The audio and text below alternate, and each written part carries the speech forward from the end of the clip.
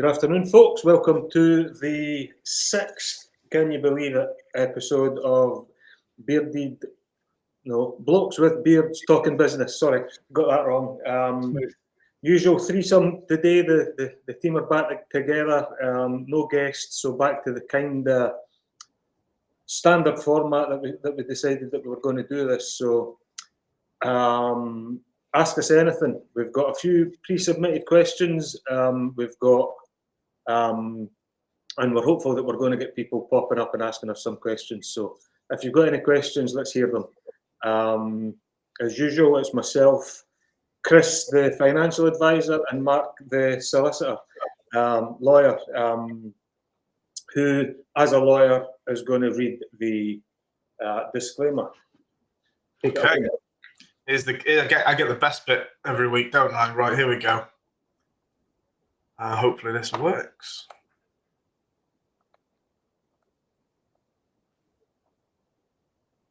All good? Is it up there? Should be. There you go. Yep, perfect. So everyone can just read that for a moment. If you tuned in before, you may know this by heart already, but we've got to put it on for any newbies. We need to get a bit of music over the top of it, you know, the Tony Hart or something. Tony Hart, exactly what I was going to say. Yeah. Dun, dun, dun, dun, dun, dun. I'm not sure, given your admission about Eurovision at the weekend there, Chris, I'm not sure we should be talking about music, but that's up to you, mate. I'm getting the feeling you're not a big Eurovision fan, Alan. Not a big fan, no. It seems like bloody old shit if you want the truth of it, but that's fine. If you're into it, you're into it. It's not for me to criticise. You know, I'm not like that. I'm a very easygoing kind of person. Everybody's entitled to do what they want to do, you know.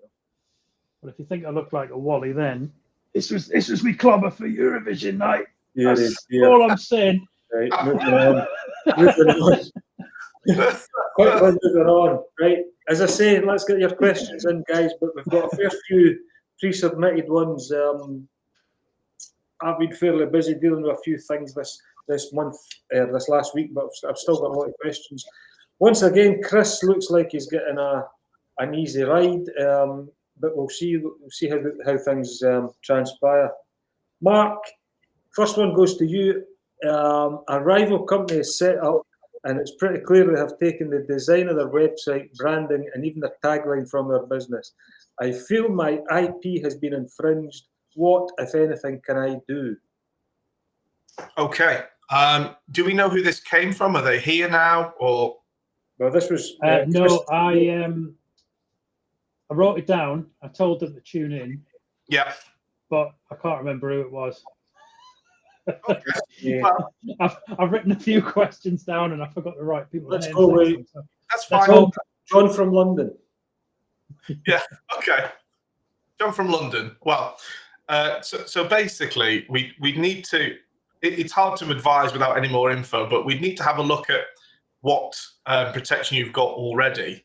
If it's the case that so you said it's the website, was it the logo as well? It was so it was website. I think it was just sort of like color scheme and tagline. And when you say what protection they've already got, this person had set up. They'd set up a business. They've not really taken any advice when they were setting it up. So assume bugger all. Okay, all right. Well, I'll assume that nothing's been trademarked. Nah, definitely not.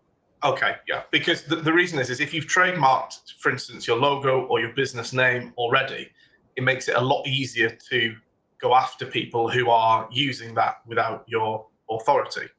Now, if you haven't trademarked anything, then you have to rely on, in most cases, something called the law of passing off. And it sounds a bit weird, and as many legal terms do, but basically it means that you can sue someone for infringement if they've been using your intellectual property, and effectively that you've built up a reputation and they're trying to piggyback off that. So the John from London would have to show that they've effectively, they got there first, that they've been using, the branding, the logo, the color scheme, whatever it is, and have built up some sort of reputation in it, and that this other company is effectively trying to piggyback off that. Now, with websites, it becomes a little bit more complex, because if you, for instance, if you use Squarespace and you've used one of their pro forma templates, then strictly speaking, anything that forms part of that kind of template color scheme or setup, you may not get copyright protection in that, because it may not be original, and because Squarespace, I've not looked, but they probably say something like, these are all our templates and anyone can use them for anything. And that's the whole purpose of having them on there. So you'd have to look at exactly what it is about the website that they say they believe is has copyright protection, and first of all, make sure that it does, and that it's not just some generic template that anyone can use anyway.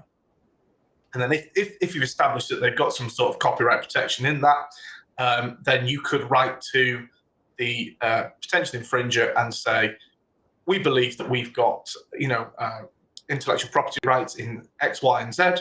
We believe that you've been using them, and therefore that's an infringement. Please, can you stop using them? And hopefully then they will listen to you, and that will be the end of it. Now, I see that, the reason we get instructed a lot is because that doesn't work. And so then if that doesn't work, what you can then move on to is getting a lawyer involved and sending a formal cease and desist letter, which is kind of what I've just said then, but it's a little bit more formal. And if they don't listen, then you can issue a claim against them for infringement. And you can get potentially, depending on what you want, you can get something called an injunction. So in addition to claiming compensation, you could get them to stop doing what they're doing. And that's what an injunction is in very simple terms. So first of all, look at what rights you might have. That you may need a lawyer to do that, or you can look online and try and work it out.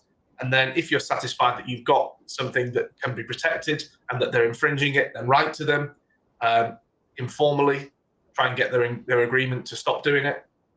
If they don't agree, then you can, probably best at that point to get a lawyer involved, and they'll send a formal cease and desist letter and take the necessary legal steps to, if they need to issue a claim. Helpful.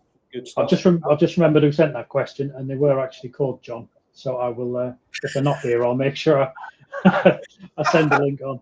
Was he for London? Yeah, send it to John, and if they have any more, if John has any could have been. Could have been. Yeah, just, any more questions, because it's a big area, that, and I sort of flipped. I kind of fired through what intellectual property rights you might have there, but it's a tricky one, because you may have something that could be protected by trademark, you may have something that's protected by copyright. So it's just about looking at everything and working out what you do have, and that's not always easy to summarize very quickly on a call like this. Cool. Well, this is the point of these sessions, isn't it? To answer questions, but also to, I suppose, to create questions, to get a conversation going. So hopefully that'll mean somebody, John from London, will be in touch with you, Mark. I've got another couple of questions about terms and conditions, but I'm going to jump. We're just going to be kind of random with these today. Question for you, Chris. One of my clients, Alistair is his name. I think Alistair, I would suggest, should probably check this, is about 58, 59. So he's basically saying, I'll read his question out actually. I'm due to retire soon. My personal pension forecast says I'm way short of what I need to live on. And because I was overseas for a few years, like he worked in oil and gas, I was over in somewhere sandy and hot. Because I was overseas for a few years, I've heard my state pension will be affected too, as I've not made all my NICs. Is that right? So effectively, he's got two issues here. He's got his private pension might not be enough, and his state pension is probably a wee bit light as well. So what would you advise Alistair to do? Well, you're right. There's two parts to that question. The private pension part is, I wouldn't always necessarily rely on, when you get your annual statement and they say this is what you might get in retirement, quite often those figures are very one-dimensional, and they assume that you just take the whole pot and buy an annuity with it. And the growth that they're assuming of your pot between now and when you stop, and the annuity rates, so the amount of income that you'll get for your pot, they're quite often quite miserly with those as well. So in reality, first job would be just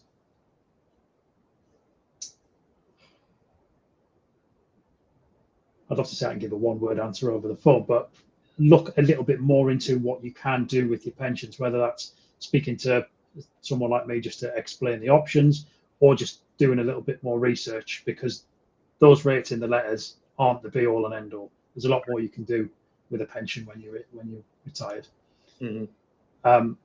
The state pension side of things, you're right. So if you've been working out of the UK, you can pay national insurance contributions whilst you're out of the UK to make up your state pension. But I'm assuming from the way he's phrased the question that he hasn't done that, and he's just gone away and worked overseas. So yeah, you're going to have a gap for those years. Now, sometimes if you go and work somewhere that has a state pension and you're paying into that and accumulating benefits in their state pension, depending on how generous that is, that might top you up for the gap and make up the difference. But if it's somewhere hot and sandy, then there may not be anything that they're going to give you. So you are going to have a gap. From my memory, it was hot, sandy, and not very taxy. So I guess there's not going to be an awful lot in terms of social security support. Yeah, probably not too much. So the first step would be, because the crux of it is to get the full state. You're right. If you're not in the UK, you're not getting state pension qualifying years, but you need 35 years of paying enough national insurance contributions to get the full pension anyway. So depending on how long you worked out there, if you're still going to have worked in the UK for 35 years by the time you get to state pension age, there might well be nothing that you need to do anyway. Right. There's two things that I would do. First of all, are you can log into your government gateway account, or if you haven't got one, set one up. But if you're a client of Alan's, I assume probably do. That'll tell you how many years of national insurance contributions that you've made over your working lifetime and how many you've missed. And then you can also in the gateway get a state pension forecast. And at the minute, I can't remember the pennies, but £220 a week is the full state pension. So if your forecast between now and when you're going to stop working is going to be £220 a week anyway, then you might have gaps, but it might not actually be a problem for you. Okay. If you're not going to have enough years, sorry, one last bit. Go for it. If you're not going to have enough years by the time you get to state pension age to make it up, you can buy missed years. Now, normally you can go back 6 years and buy missed years. The value for money is pretty good. I think it's about for a year's worth of contributions is about £824. I want to say 810 quid, but you're probably more right than me. I think it was somewhere between between 800 and 850 quid. I think it's 824, which to get you 220 quid a week's worth of contributions of an extra year's worth of state pension income. It takes about 3 years to get back what you paid to get them. So the value for money is pretty good on the contributions. The one important thing is if you're at that sort of age, you said he was about 50 what? 58, 59, I think.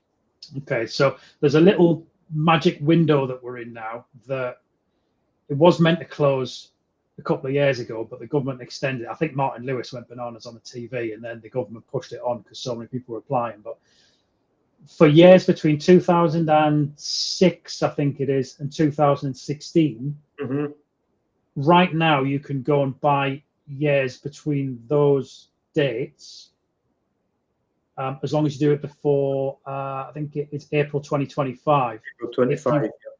If you wait till after April 2025, assuming they don't push it down the line further, you lose that opportunity, and you can only go back 6 years. Right. So to be clear, you can only go back 6 years, but to be clear, you need 35 years of contributions to get the maximum. Correct. So if you've got missing years in the last 6 years even, but you've got 35 years from like prior to that, you don't need to buy these missing years. There's no sense in buying them as long as it shows on the kind of forecast that you get the maximum. Is that right? Correct. Yeah. If you've already got 35 years, or say you've got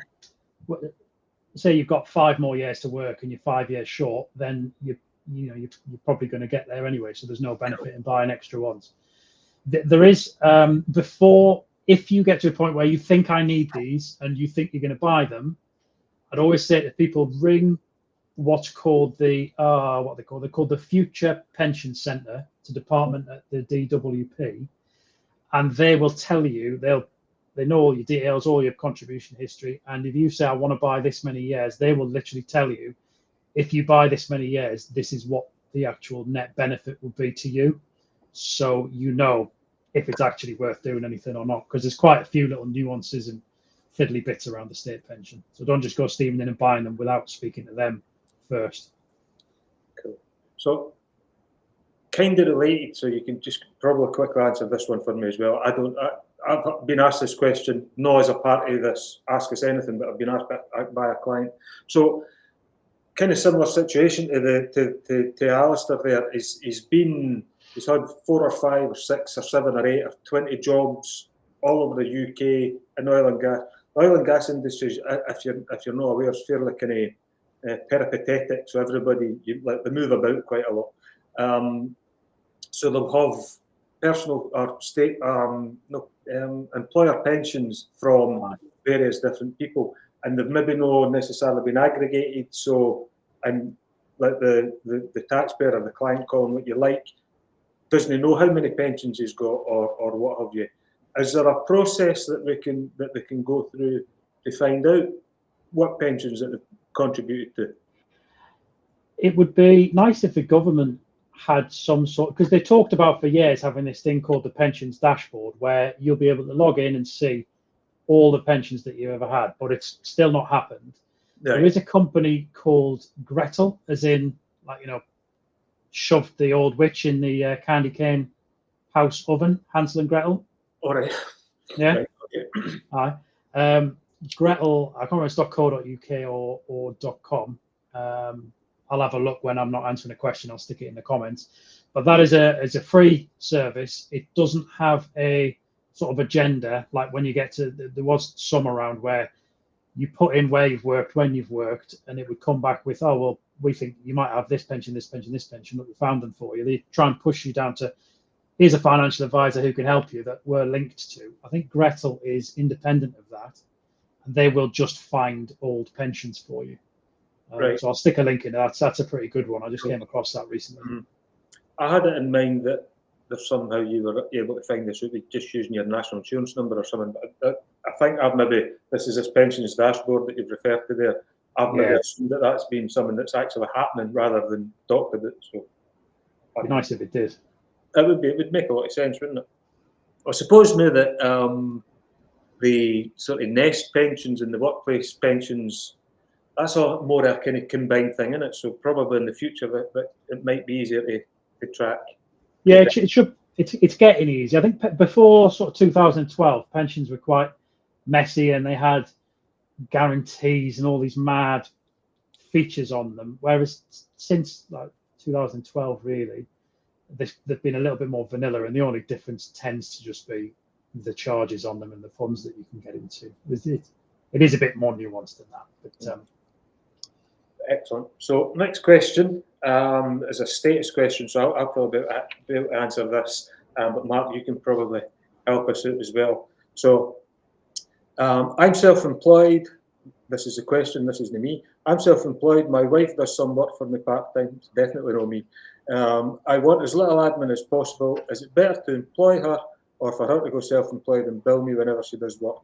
It's irregular work when I need help rather than regular hours, probably about 10 to 15 grand per annum. So this is it's an employment status question, really. So it comes down to, and Mark with his lawyer head on, will be able to confirm this with me, but it comes down to matters of fact rather than matters of choice. So It's not a case of saying, I would rather make you self-employed or I would rather make you employed. The facts of the case, the terms and conditions and the working practices are what dictate that. If in terms of, we do a lot of work with IR35, and although this is a very small level, it's the same kind of principles that apply. It's direction and control, mutuality obligation, and right of substitution. That to me very quickly looks as if it would fail on probably all three of those, because it looks like it's an employment. For 10 to 15 grand a year, the admin side of things is probably greater if she was self-employed than if she was employed, because you need to make sure that you're following the status rules. And if you keep it below 12.5 grand, then there isn't any tax issues, there's no any national insurance issues and what have you. So I would say, on balance, although you would probably need to ask further questions, stick her on the books in that respect. Quite simple, I think. Do you agree with that, Mark? Yeah, I mean, you're absolutely right. So, I mean, the starting point is to kind of, well, you've asked the question, which one would be better for you? So, work out financially. I think Alan said stick her on the books. And so what you need to figure out is making sure that what you're doing in practice marries up with what you want. That's exactly what Alan said. So we could, when you employ someone as an employee, you have an employment contract.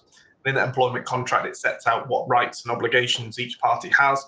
But ultimately, if you go to court over this to work out what the status of your alleged employee is, whether an employee, a worker, or a contractor, then the court looks at the whole picture and not just what you say on the contract. So they'll look at your working practices, they'll look at mutuality of obligation, i.e., do you need to provide work? Do they need to accept it? That's all that means.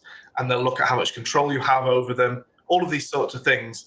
And then they'll put a stamp down saying employee, or, actually, yeah, we agree with you. These guys, they're actually a contractor. And so the first point is know what you want, and then try to structure your business practices and your contracts around that to make sure that it's reflecting what you intend. Yeah. That's an important, I'm sure you'll agree with this, Mark, it's important that the contract reflects the working practices, that you don't just pay lip service to the contract, write the contract that says this is an employment situation or this is a self-employed situation, and then go ahead and do what you want anyway. So, I mean, the reality is at this level, it's probably less of an issue, but once you become like a bona fide subcontractor, contractor, and we're talking 60, 70 grand in income, it's important that you get these things right. And I would say, if you were ever given an inquiry into your status, the first thing that they'll look at is to make sure that the contracts, by they I mean HMRC, the first thing they'll look at is the contract, and then they will stress test that contract to make sure that it reflects the working practices. And if they don't, then they'll class that contract as a sham, look through the contract, and only pay attention to the working practices. So it's worth being careful. Hasten to add that at 10 to 15 grand a year, it's probably not as big a problem as it could be, because the tax at risk, if you like, is minimal. So there's not really going to be an awful lot of interest in that from an HMRC point of view. Although employment law and employment rights and what have you would come into play at that level. Although it's his wife, so you would like to think it wouldn't necessarily come into play. But marriages break down the same way employment relations break down. So it would definitely be worth keeping on the right side of it anyway. Yeah. Yeah, that's a good point. Hopefully you don't end up in some, grueling tribunal battle in a few years' time with your wife. But, I mean, all the points Alan said, I'd just second there. There was a case a while back, I don't know whether anyone remembers it, with Uber, where they were saying that all their drivers were self-employed, and they didn't have to pay them holiday pay and whatnot, and it was challenged, and in the end the court said actually these guys are workers, so they do get a lot more right. And I know your contract says that they're self-employed, but the actual big picture here tells a different story. And so that's what when Alan was saying, make sure your contract reflects your working practices, That's absolutely essential. The other thing to bear in mind is obviously if your wife's going to be an employee, she will be entitled to things like holiday pay and sick pay and whatnot. So that's just something to bear in mind from a legal and financial perspective. And the other thing to bear in mind, this is a bit of a, it blows clients' minds when I tell them this, but HMRC has one test as to whether you're, and Alan, you'll know this, as to whether your employee is an employee or they're self-employed, and that's for tax purposes. And then the courts have another test as to whether your employee is an employee or self-employed contractor. They're different things. And this will be what rights they get, in terms of, not being dismissed, having a certain notice period, having statutory sick pay, etc. And this is about the tax. And to confuse things slightly more, from HMRC's perspective, there is no worker. They just don't exist in that categorization. They're an employee, they're a not employee, right? Whereas on the legal side, you can have employee, worker. This is a weird thing here happening here, isn't it? Employee, worker, or self-employed contractor. So it's really important that you're crystal clear on both sides, the tax side and the legal side, what the status of your, employee is. Mm-hmm. Was that what happened with the Uber case? I'm kind of familiar with it, but not hugely. So was that not the case that the Uber drivers were self-employed for tax purposes, but they were employed for legal purposes? Was that what happened? I seem to remember that was the case. Yeah, basically. So I think that's right. I think what they said was, from a tax perspective, they were potentially self-employed, but we were looking just really at the legal perspective, i.e. what rights they had against Uber. And the court said, well, they're actually workers, which is that weird middle ground between self-employed and full employee. And so it really complicated this. And I think the big problem for Uber then was that they hadn't paid them any holiday pay. And so they had a massive back claim for loads of holiday pay that they would be entitled to if you're a worker, but not if you're a self-employed contractor. So it blew things up quite a lot for Uber when that judgment was handed down. Mm-hmm. I wonder. It's an interesting thing, but it's a kind of side issue. I don't see how anybody who drives for Uber can be making money whether they're self-employed or employed or anything. You look at the kind of headline rate of the fare that you get. I suppose it depends where in the world and possibly where in the country you are. But the Uber take something like 30% of the hire? I'm sure that's their take. So you're looking at it, and these guys are barely making minimum wage. It's crazy. Yeah. And you count their downtime as well. I know taxi drivers continually complain about how hard it is to make money. I don't know if it's true or not. I don't deal with any taxi drivers, but I think Uber must be even harder because Uber takes a right old turn off the top, But from a customer point of view, I think Uber's exceptional. I love it. From a driver's point of view, I guess it's probably less appealing.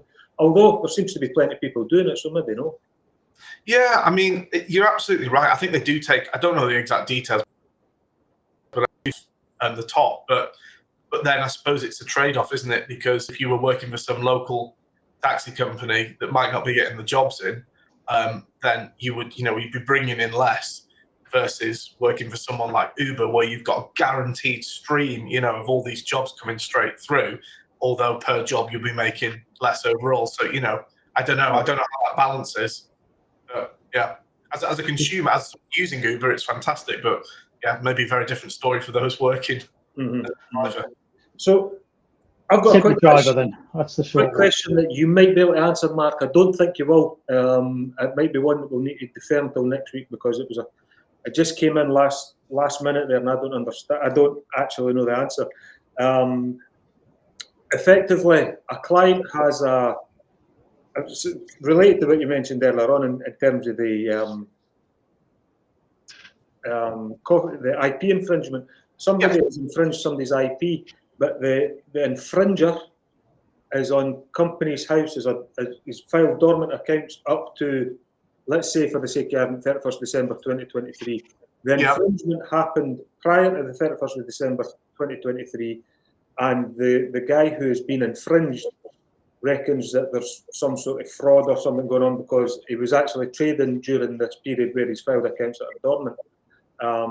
I mean, for me, I know that you've got to, if you're trading, you've got to file trading accounts rather than dormant accounts. Yeah. But the question is that the client's got is what can be done about this? Is there any recourse to anybody in particular or anything? Honestly, I couldn't answer the question. It just came in last minute there, so I've not been able to check. Is it something that we need to come back to next week, or do you know? So, just so I'm clear, the person who's asking it, what are they trying to? What are they seeking to gain from this? No. Ultimately, reading in between the lines, I think he's pissed off that somebody's saying that somebody's filed dormant accounts when they're trading, so that he's got a false record in company's house. I don't know. I mean, I don't know what he's looking to remedy, but he just doesn't know how to deal with it. It's annoying him, I guess, and he wants to report it to somebody. I don't know. Is this so? Did you mention that the company that's filed dormant accounts, possibly incorrectly, are they the ones that have been infringing? Aye. I don't know the exact circumstances, but they've been trading and they've infringed this guy's IP. Yeah. So I think the truth of the matter is he's less interested in remedying the infringement, but more interested to stick the boot in a wee bit, I think. It sounds like that. I mean, my approach always is you've obviously got to use all the tools in your kit, but I think if your primary worry is that someone's infringing your IP, let's tackle that head on the right way, and dot the I's on that, cross the T's. I think if we're going to try and get back at this person through another means, through the back door, then think carefully about what you want to achieve by doing that. But if if they genuinely think that there's been some foul play, then perhaps the best starting point is to write to company's house and say, I've noticed that this company has filed dormant accounts when in fact I believe they've been trading. I'd be grateful if you could look into this. I just wanted to flag it to you. That might be something you could do, just to get it to the right people. So this is the new economic. What is it? The Economic Crime Act. Yeah. So that there will be more companies, obviously, the increase in fees and what have you. These increased fees are to combat fraud, so that they'll actually pay more attention to this. And last year they were just to say nothing to do with us, Gov, basically. 100% right. They're really clamping down on this, and they're clamping down on due diligence and making sure that the right people are setting up companies and that they're not fraudsters and the money's coming from the right places, and that's the whole purpose of this this act coming through. So they if they believe that what you're saying if it can be verified, then they'll follow through with it, I think. So if you've really got enough evidence to show that, then do flag it to company's house, because at the end of the day you are possibly identifying a fraudster here. So that's for the greater good, I suppose. Although I would question your real motive behind doing that. But there it is. But if there is an infringement issue and you need any advice, let me know, and we can see what we can do on that front, because there may be things you can do that you haven't thought of yet to tackle it. No, I mean, it was anonymously asked that question, which obviously normally kind of throws up a red flag anyway when somebody's asking an anonymous question. But hopefully he's listening, so hopefully he or she, that is, hopefully they'll be able to get some information for you. Yeah, and if you want to drop me a direct message on LinkedIn, I'll and keep that anonymous, that's absolutely fine. I'm more than happy to do that. We don't need to blast it all over here. Excellent. Last question for the lawyer, I believe. Possibly not. I mean, I'm just conscious that I've got to put a hard stop on at 12:45. So actually, I've got the suit on. I'm going out for lunch with my wife. But another story. So Leon, client of mine, Mark, everybody's favourite subject, GDPR, or data protection. So the question is, privacy policy on their website or what have you says that, and it specifically says, we won't share client data with third parties for marketing purposes. Okay, this particular client uses MailChimp to communicate with both clients and prospects, and he's had a client saying that putting their email address on MailChimp is a breach of the privacy policy and a GDPR issue. Is this right? So I think the reading in between the lines, the client's assumption is that the MailChimp isn't a third party for marketing purposes. Third party for marketing purposes would be to get to some other related business to market them direct. MailChimp would be a tool, a platform for the client to communicate to their clients.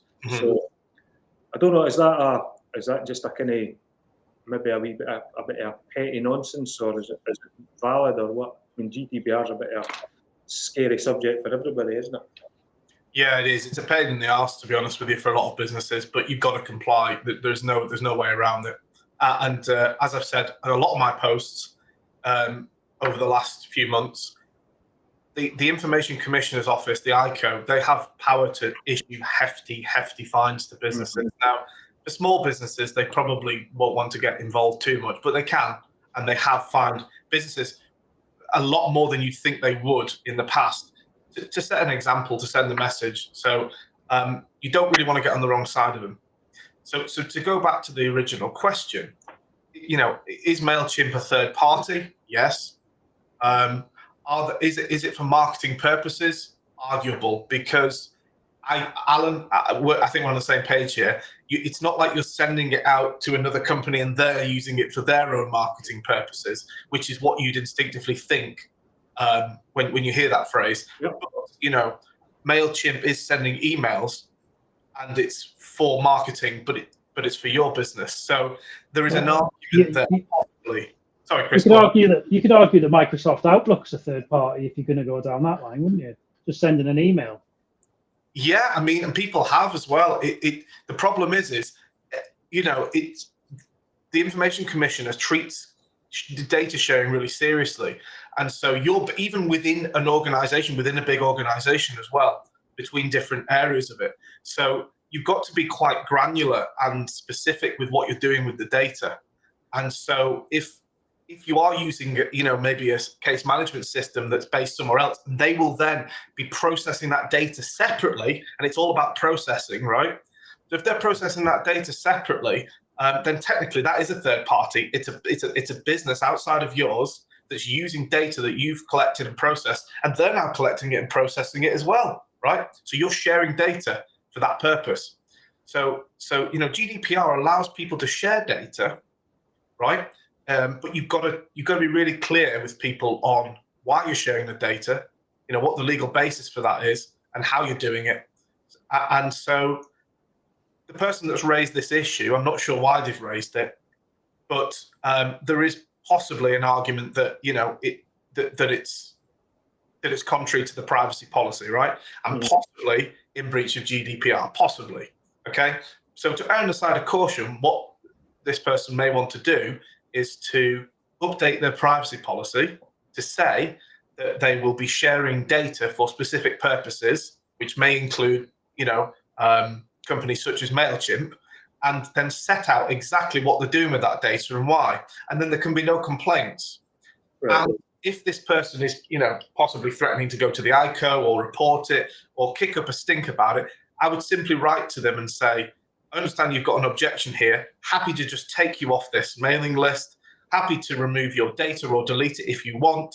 Or, now we've updated our privacy policy. Are you happy to carry on? Just be really transparent and down the line with it. I don't understand what the objection is specifically, but I think, update the privacy policy, contact this particular individual, acknowledge their issue, and see what they want to do about it. Yeah, I don't know.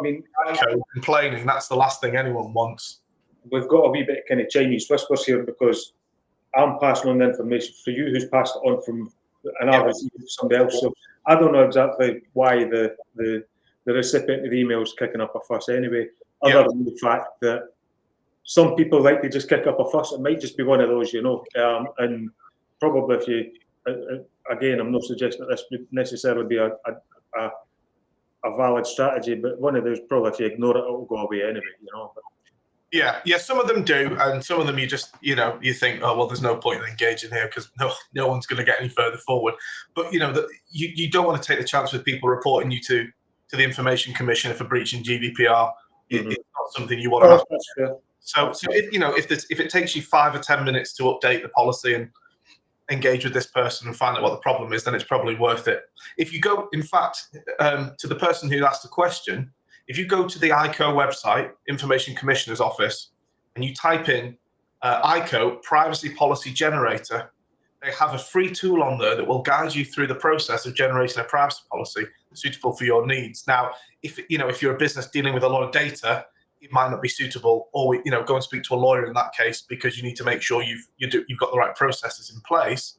But for this particular issue, you could maybe go on there and get some template wording to cover this particular point, i.e. that you'll be sharing data with third parties, for X, Y, Z purposes.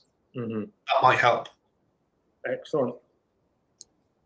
Cool. So listen, a couple of minutes left. There doesn't seem to be any other questions coming in. And as I say, I've got a lunch appointment. It's my anniversary tomorrow. So how many years? Go. So maybe we can cut it short today. There's been 1, 2, 3. I've still got 4 questions that haven't been answered. So these will carry on to next week. But if you're interested, one is relating to taking on first employee and regarding legal obligations and responsibilities. The next question is run a solo business, profits 150k within a limited company. What's the point of the limited company? Again, we can cover that easily. We'll do that next week. It's quite a big topic that takes more than the 2 minutes we've got left. Can I enforce T's and C's on my existing clients? I'm sure Mark will be able to cover that. And Grant, one of my clients, is asking about the tax-wise inquiry insurance that I keep pushing at the moment. Again, relating to HMRC's institutional uselessness. I'm a wee bit concerned that the inquiry situation is going to increase to the detriment of the honest man. So we're looking to cover that. Again, we'll talk about that next week. Yeah, brilliant stuff. Chris asked, I think it got lost when you were talking, but Chris asked how many years for your anniversary? 29. Very well done. Very well done, mate. Well done to Mrs. Broome. Yeah. So I got married when I was 12, in case you're wondering. It's all in Scotland, isn't it? All that stuff. That's it. It still happens. We've maybe better leave that there in case we're straight to offence. Right, so next week it's going to be the same again, just another Ask Us Anything. I think the week after we've got the IR35 specialist coming on. Might be the week after. I can't exactly remember, but it's coming up anyway. But remember, guys, if you want us to talk about specific topics, DM one of us and we can create a special episode that would just discuss a specific topic. I think the last couple of times we've had guys on, certainly the electronic vehicles one was very useful. Tony last week, when Mark was busy eating unshelled pistachios in Turkey, Tony stepped in and was pretty good. I think we got quite a lot of information was available there. So it's I think we're the kind of format we're going to try and go is one week Ask Us Anything, next week kind of topic based, and continue that way. But again, we'll be guided by what you guys want anyway.